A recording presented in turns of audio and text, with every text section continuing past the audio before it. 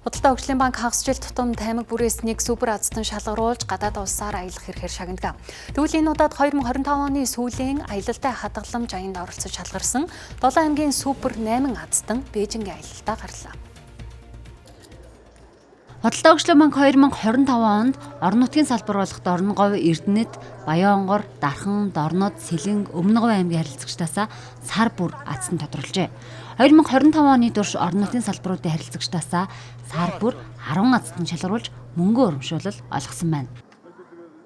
Сэлэнг аймгийнхаа худалдаа хөгжлийн банкны хамт олон, Сайхан сумынхаа худалдаа хөгжлийн банкны хамт олон ажлын өндөр амжилт хүсээд баярлалаа гэж хэлье. Одоо эхлээд бол ажил дээр байжсэн чинь банкн дээрээс дуудаж байна 11 цагт ирээл гэсэн. Тэгэл яг юуг мэдэхгүй учир битүүлгээл хэлсэн. Тэгэл очиод яасан чинь 10 азтан шалгаруулсан. Тэрний одоо супер азтан болсон гэл Бээжинг ирэх бичгээр шагнасан.